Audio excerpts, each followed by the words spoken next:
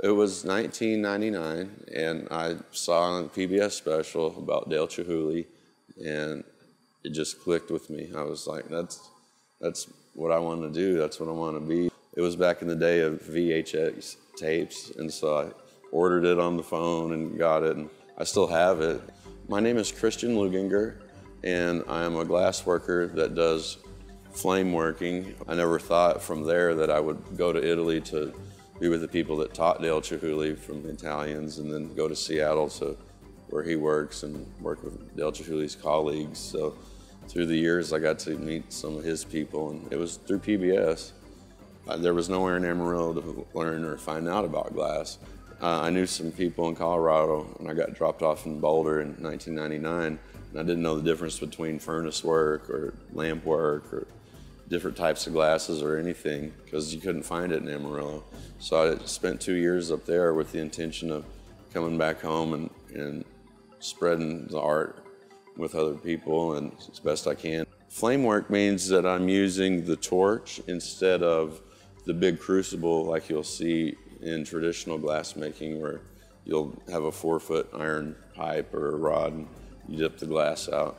I have equipment to do that too. It's personal for me. I can turn off everything. I don't have to leave all the furnaces and stuff going, and I don't have to have a team. That journey has taken me to every state almost and around the world. New York, LA, Seattle, New Orleans, Dallas, Houston, Murano outside of Venice in Italy, and that's in the Adriatic Sea. And there's about 400 shops and about 3,000 people on this island, and it's been going about 1,000 years. There was people that I studied under that had 650 years of glass making on both sides of their family, like mother and father. And so it was really passed down through families, generation to generation. They have what's called Venetian style glass, and that's the techniques that they'd come up with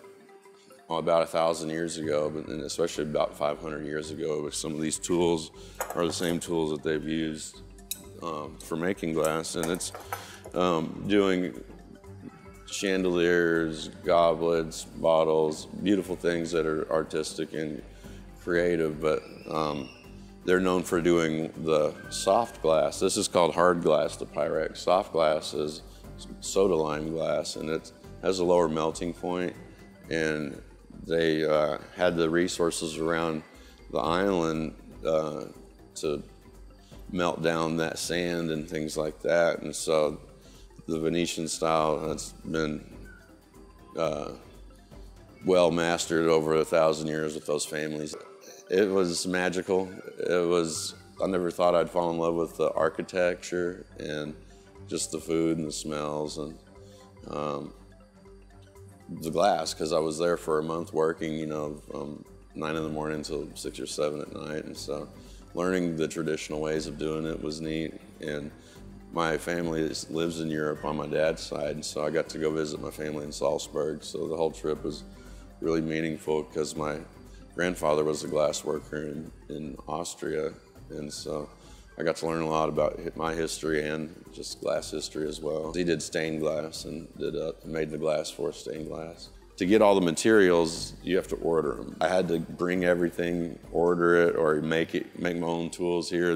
I have homemade tools to the actual tools that I had to buy. The Bureau of Land Management, I helped them with these helium vials that had a vial with their H3 helium inside, and it said pure Amarillo helium, and it was for the Bureau of Land Management in New Mexico. So they ordered like 200 vials, and I needed to encase this gas inside of a bubble without a card burning on the inside of it, because it had to have the H3 in it to, the helium to put inside the tube and have it sealed off. So I had to build a glass manifold where you could induct the glass and the gases at the same time and